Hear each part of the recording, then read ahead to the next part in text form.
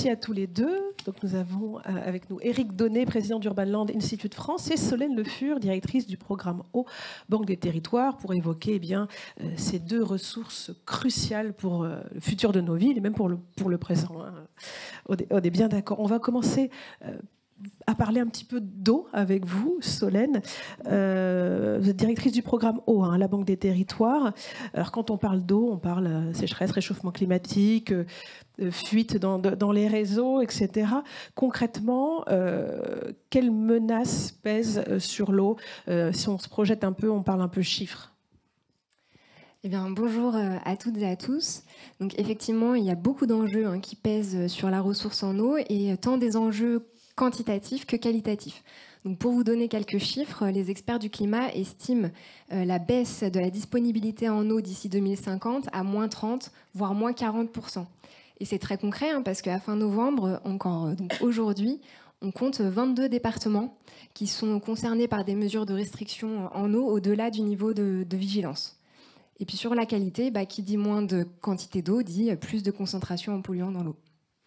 Voilà, donc ça c'était la partie un peu anxiogène de ce début d'introduction, mais on va évidemment parler des solutions, de ce qui est déjà mis en place et de ce qui est en cours de l'être avec vous. Solène, je suis maire d'une commune, j'ai des industries, des entreprises, beaucoup d'habitants, la croissance démographique est forte, j'ai un golf, que sais-je, un réseau de canalisation vieillissant. Sur quoi je peux m'appuyer comme outil pour agir justement sur ces problèmes et de qualité et de quantité d'eau? Alors déjà, il faut savoir qu'on a un cap national aujourd'hui. Donc en effet, le gouvernement, dans sa planification écologique, a d'abord adressé le sujet de l'eau, donc à travers un plan eau qui est paru en début d'année, là en mars 2023, et qui fixe un certain nombre d'objectifs qui concernent notamment les élus. Donc il a déjà organisé la sobriété sur son territoire, avec un objectif de baisser de façon générale d'au moins 10% nos prélèvements en eau. Donc ça peut passer par exemple pour les élus à des actions de sensibilisation de la population, avec pourquoi pas de la distribution de kits d'économie d'eau aux ménages pour installer des minuteurs sur sa douche et prendre un petit peu moins longtemps sa douche, aussi des mitigeurs sur ses robinets, etc. Après, il y a aussi faire attention à la disponibilité de la ressource. Donc on sait aujourd'hui qu'il y a à peu près un petit peu moins de 20% de nos réseaux qui sont fuyards. Donc il y a un gros enjeu pour les collectivités d'investissement sur le patrimoine de l'eau. Et donc ça, c'est un enjeu qui est grandissant parce qu'on a quand même plus de la moitié de nos réseaux souterrains qu'on ne voit pas, qui ont été posés il y a plus de 50 ans de ça. Et donc il va falloir vraiment s'activer sur le renouvellement de ce patrimoine. Et puis il y a aussi de plus en plus de recours à la réutilisation des eaux non conventionnelles, dont les eaux pluviales font partie, pour tout un tas d'usages qui aujourd'hui utilisent plutôt de l'eau potable, mais qui pourraient du coup nécessiter une qualité d'eau différente. Donc par exemple le nettoyage des voiries, ou encore l'arrosage des espaces verts ou des golfs. Et puis il y a contribuer à la restauration du grand cycle de l'eau, avec des actions de désimperméabilisation des sols, notamment en ville, avec de la réinjection dans les nappes, et aussi avec du recours à des solutions fondées sur la nature plutôt que du tout génie civil. Et justement, la Banque des Territoires, qu'est-ce qu'elle fait elle, de son côté? Qu'est-ce qu'elle peut apporter comme service?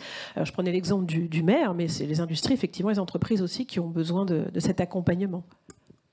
Alors, dans le domaine de l'eau, l'essentiel de l'accompagnement de la Banque des Territoires se tourne plutôt vers les élus locaux et les collectivités territoriales, donc pour les aider dans la mise en œuvre de la gestion durable et résiliente de l'eau. Et donc, ça passe par plusieurs aspects. Déjà, il faut savoir que c'est vraiment un sujet sur lequel la Banque des Territoires a vraiment envie d'accélérer son accompagnement. L'eau, c'est une de ses 16 mesures phares dans son nouveau plan stratégique 2024-2028. Et typiquement, sur cette période-là, la Banque des Territoires, elle apporte aux collectivités qui le souhaitent des crédits d'ingénierie pour réfléchir justement à comment organiser son projet de territoire. Évidemment, la Banque des Territoires est assez connue pour ses prêts.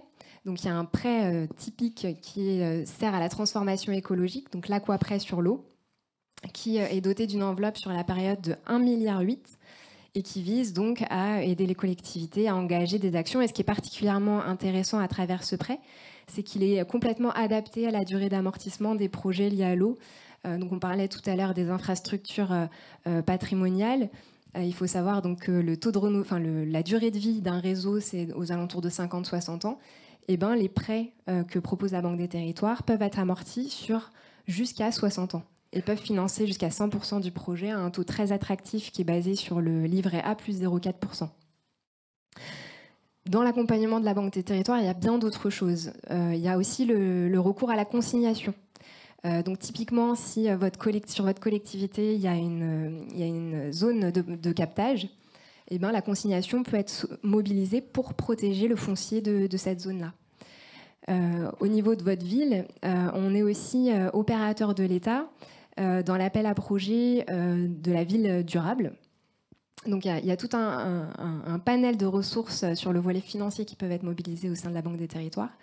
Et ça va même encore au-delà de ça, parce que la Banque des Territoires, elle développe tout un tas d'outils numériques à destination des collectivités.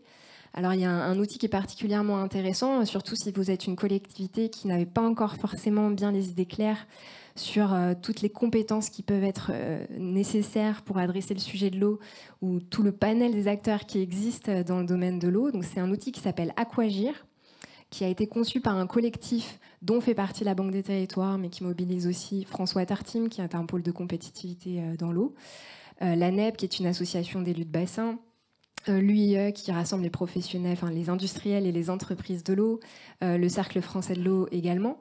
Et sur cette plateforme-là, vous retrouvez tout un tas de ressources pédagogiques sur l'eau, beaucoup de retours d'expérience qui vont venir vous inspirer pour lancer vos projets. Il y a aussi un moteur de recherche pour des financements divers et variés, parce que donc, la Banque des Territoires est un des acteurs qui peut apporter du financement, mais pas le seul. Il y a notamment les agences de l'eau qui subventionnent beaucoup de projets liés à l'eau. Et puis, il y a aussi sur cette plateforme une plateforme de mise en marché qui permet aux collectivités d'être mis en relation avec les offreurs de solutions qui peuvent leur être nécessaires pour adresser leurs projets. Donc ça, c'est un espace que je vous invite à aller découvrir, qui est aussi adossé à une assistance humaine. Donc on peut, si on le souhaite, juste poser sa question au téléphone et puis être redirigé. Et la Banque des Territoires développe en propre un certain nombre d'outils numériques pour aider la décision des élus locaux. Mais je ne vous en dis pas plus, puisqu'on va annoncer le premier outil en la matière la semaine prochaine, donc à l'occasion de l'événement Visons plus haut de la Banque des Territoires à Paris. Donc je vous invite à aller consulter le programme de cet événement. Excellent teasing. Effectivement, les outils à la décision, on en parlait dans la table ronde précédente. Merci beaucoup pour cette description en fait, des outils déjà à disposition. On va faire un petit peu de prospectif à la fin ensemble. Éric Donnet, je voulais parler un petit peu forêt avec vous. Alors, contrairement à l'eau, on a beaucoup de problèmes de sécheresse. Bien sûr, il y a aussi beaucoup de problèmes sur la forêt. On parle beaucoup d'incendies.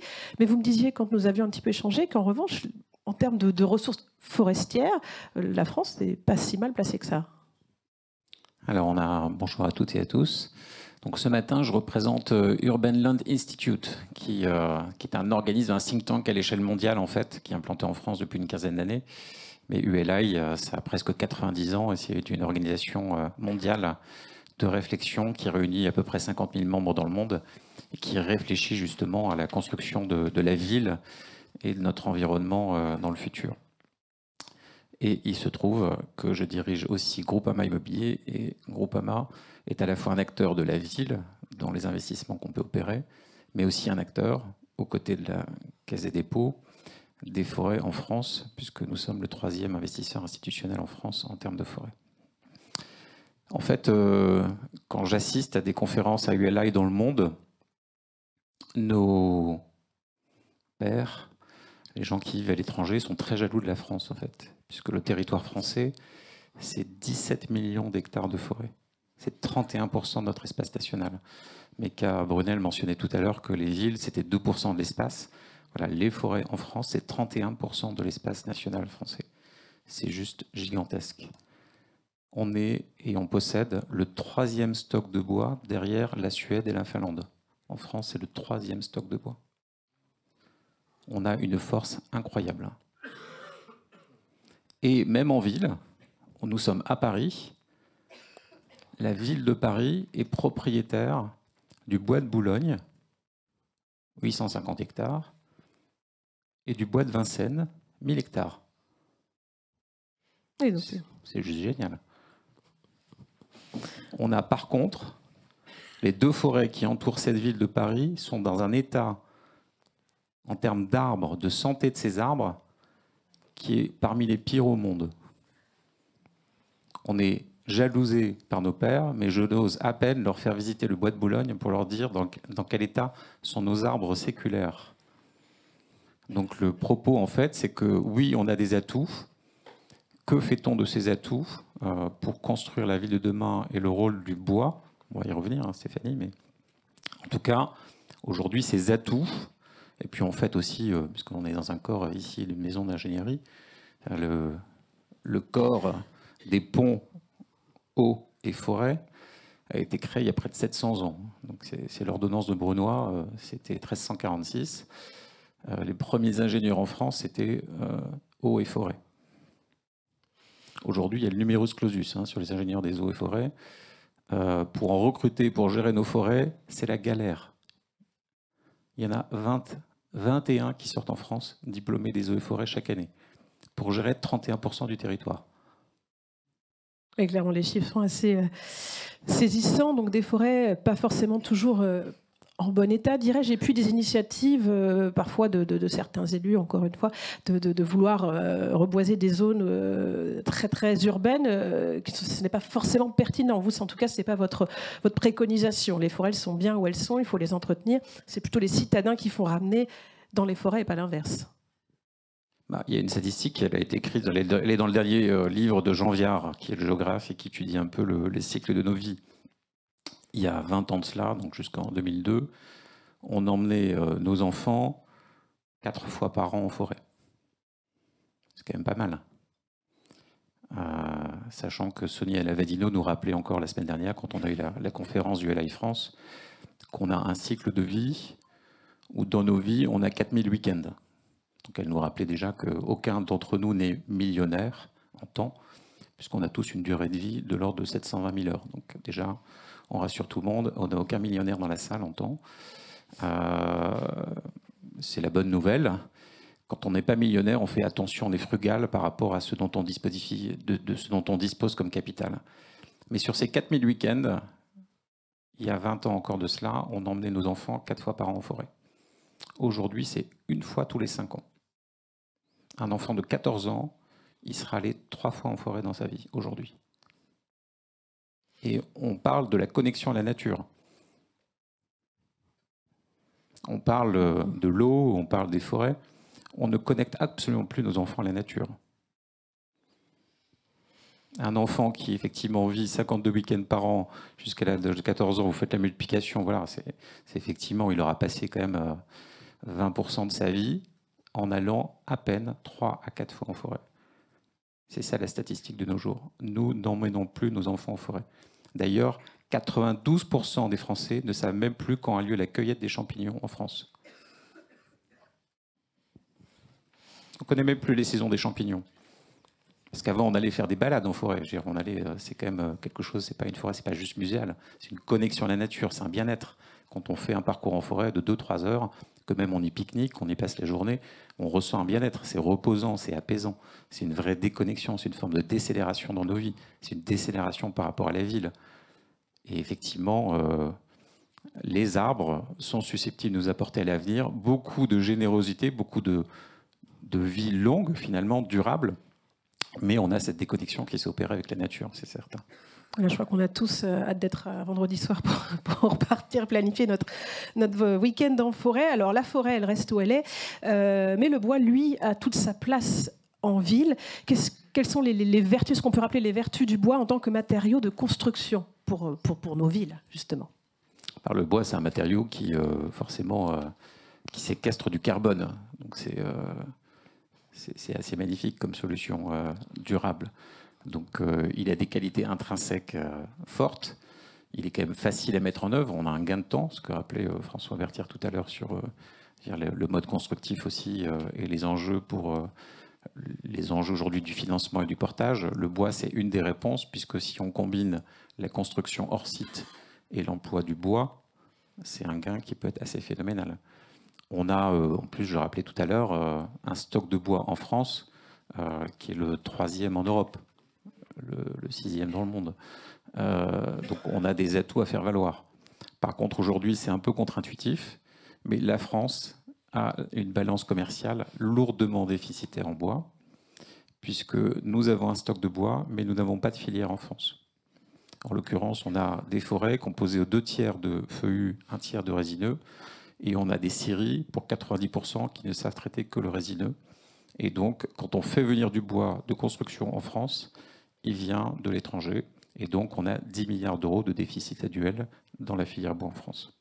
Alors, comment agir justement pour soutenir cette filière bois, puisqu'effectivement, vous l'expliquez, l'industrie du bois en France s'est calquée un peu sur le modèle de celle des pays d'Europe du Nord qui ont plus de résineux, d'où ce décalage. Comment la soutenir, la doper, puisque les ressources, on les a? Je pense que s'il y a une mobilisation de grands acteurs de la filière, et c'est le cas déjà de certains qui, comme Bouygues, comme Vinci, Eiffage aussi, le groupe GA, se mobilisent autour de notamment la construction hors site et de recréer cette filière bois. Il y a d'énormes investissements à faire, mais sur la propriété de ce stock aujourd'hui, aux 3/4, la forêt française aujourd'hui est privée. Très sincèrement, posséder des forêts, posséder du bois, il n'y a aucun rendement annuel sur la possession de forêt. C'est un rendement de long terme. On mesure ce rendement sur une horizon de 30 à 40 ans. Donc les investisseurs qui possèdent ces forêts ont déjà fait le choix de renoncer à un rendement. Mais il y a effectivement des opérateurs aujourd'hui immobiliers qui doivent faire le choix de réindustrialiser la France sur cette filière bois pour que le bois qu'on utilise dans nos constructions soit issu de nos forêts et ne vienne pas, pour le CLT d'Autriche, pour d'autres matériaux d'Allemagne. L'Allemagne est le pays qui, probablement au cours des 20 dernières années, a reconstitué une filière bois assez robuste de transformation, de production, et pour des quantités qui aujourd'hui font que l'emploi de ces biomatériaux sont possibles et sont reproductibles, duplicables à plus grande échelle, parce qu'il y a un effet d'échelle. Et on reste encore aujourd'hui avec des constructions bois, François Berthier le sait, qui sont aujourd'hui epsilon dans la production annuelle. Chez Urban Land Institute France, en l'occurrence, que vous représentez, quelles actions vous menez en ce sens? C'est beaucoup de sensibilisation? On a la chance chez ULL France, c'est qu'on a été en partie entendu quand même par le président de la République. Emmanuel Macron, il a lancé un appel il n'y a pas très longtemps qui est de planter 100 millions d'arbres par an sur 10 ans pour faire 1 milliard d'arbres. C'est un message fort. Hein. Et effectivement, Meka, il n'a pas dit comment. Mais l'objectif. Oui, il faut y arriver, voilà. Est-ce que c'est heureusement, atteignable? on n'a pas les différentes étapes et le protocole qui nous est imposé. Mais donc ULI porte ce message aussi parce que ULI c'est Urban Land, donc effectivement le foncier et le terrain c'est quelque chose d'important dans notre mantra, dans notre ADN. Mais pour planter 100 millions d'arbres par an, effectivement il faut que collectivement on s'y mette. La Caisse des dépôts, Groupama, c'est 3 millions d'arbres cumulés chaque année. Et encore une fois, c'est un investissement avec un retour long. Hein. Aujourd'hui, quand je vais en forêt, je suis chargé de choisir des essences et de planter sur des terrains pour lesquels ni moi ni mes enfants ne verront physiquement la production. C'est un vrai engagement, on n'est pas sur plante pour 2120. Donc je ne verrai rien, c'est Colbert, comme dit François, je ne verrai absolument rien des choix, des essences variées, diverses, résilientes, résistantes que l'on peut faire. On fait beaucoup de travaux de recherche avec AgroParisTech, avec l'INRA, pour que justement ces essences soient bonnes. Ça a un impact sur l'eau non négligeable. Hein. Je dirais, un chêne, quand on le met dans nos villes, c'est 300 litres d'eau par jour de consommation. Un chêne, ça transpire. Donc on met des arbres en ville, en l'occurrence 200 000 à Paris. On ne pense absolument pas au réseau d'eau. Donc l'arbre, il est là, on le plante. Généralement, on le met dans une terre de pas très bonne qualité. On le prend assez jeune comme plan, parce qu'il faut aller vite. Hein, sur le plan démagogique, il faut que ça plaise, que tout le monde voit un peu de végétation, de verdure. Au bout de 10 ans, l'arbre crève, hein, parce que c'est la durée moyenne d'un arbre en ville à Paris, hein, c'est moins de 10 ans. Un arbre à Paris, avec un arbre à Paris, je fais 1000 arbres en forêt. Oui. Et puis, généralement, ils sont un peu jeunes. Avec un arbre à Paris, je fais 1000 arbres en forêt. Donc, effectivement, il faut planter 100 millions d'arbres en France sur à peu près 1 million d'hectares additionnels, ce qui n'est rien par rapport aux 17 millions d'hectares qu'aujourd'hui occupent les forêts en France. Mais surtout, arrêtons d'être bobos et de vouloir planter des arbres en ville. Il y a 300 000 arbres dans la forêt de Boulogne, dans le bois de Boulogne et dans le bois de Vincennes. Moi, j'ai un appel, honnêtement. Il y a 300 000 jeunes à Paris qui ont entre 16 et 25 ans. Donnons la responsabilité à chacun de nos enfants de prendre soin d'un de ces arbres. Aujourd'hui, il y a 70% des arbres du bois de Boulogne et du bois de Vincennes qui sont malades. Et quand je dis malades, c'est grandement malade. Il faut voir l'état dans lequel ils sont. On n'entretient pas 1600 hectares que nous jalousent, ne serait-ce que les Américains. Le bois de Boulogne, c'est 2,5 fois Central Park. Mais on se concentre sur le parc Monceau qui fait 8 hectares. Moi, ok, je veux bien emmener mes enfants au parc Monceau. Et quand ils étaient jeunes, avec les poussettes, etc., on croise tout le monde, c'est super. Mais ça fait 8 hectares. 8 hectares le parc Monceau. On ne se préoccupe pas de 845 hectares et de 1000 hectares. Mais tous les deux sont dans le 12e arrondissement ou dans le 16e arrondissement et propriété de la ville de Paris. Mais on nous explique qu'il faut planter des arbres sur des allées, des avenues, etc., pour lesquelles il n'y a même pas les réseaux d'eau. Donc c'est juste, pour moi, une ineptie. C'est très clair. Rapidement, en un mot chacun, quelle place pour le bois, pour vous Eric, et quelle place pour vous Solène, pour l'eau dans la ville de demain? Alors une place importante, mais en tout cas un fonctionnement économe vis-à-vis de l'eau.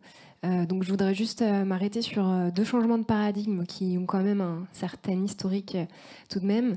Donc avec un retour de l'eau en ville, donc il y a beaucoup de travaux qui sont menés par des collectivités pour la réhabilitation de cours d'eau en ville. Donc on voit des cours d'eau qui étaient chénalisés jusque-là, voire enterrés, réapparaître. Je pense notamment au SIA à Sarcelles qui a réouvert sur 165 mètres linéaires le Petit Rhône. Donc ça paraît rien, mais c'est quand même énorme comme progrès.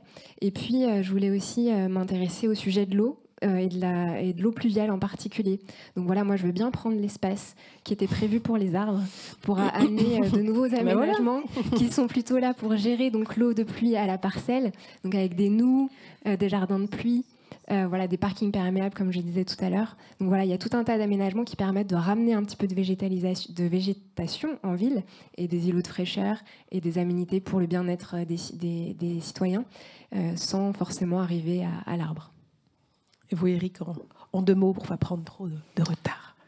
Alors, en 2 mots pour ne pas prendre trop de retard. Aujourd'hui, il y a un thème à la mode qui est la biodiversité en ville. La biodiversité, 90%, elle est dans les océans, dans les forêts. Je me préoccupe de la biodiversité en ville, mais c'est, je pense, pas notre priorité. La priorité, c'est de la préserver dans les océans et dans les forêts. On a un pays qui a des atouts incroyables. Une forêt, il y a 3 risques.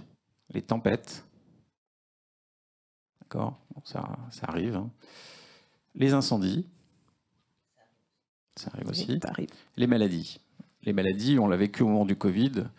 Il y a plusieurs dizaines de milliers d'hectares qui ont été réduits à néant parce qu'on a eu le scolite de l'épicéa qui naît de par la sécheresse, de par le manque d'eau avec le changement climatique. Les incendies, rien qu'en 2022, c'est 9 mégatonnes en France d'émissions de CO2 par les 72 000 hectares de forêt qui ont brûlé. D'accord ? C'est 2 années d'économie de CO2 de la filière bâtiment en France. Mais pour éteindre les incendies en France, on a 6 Canadair. Donc moi, mon appel, c'est plantons des arbres et achetons des Canadair. Ce sera le mot de la fin. Éric Donnet, merci beaucoup. Merci Solène Le Fur. Merci à tous les 2.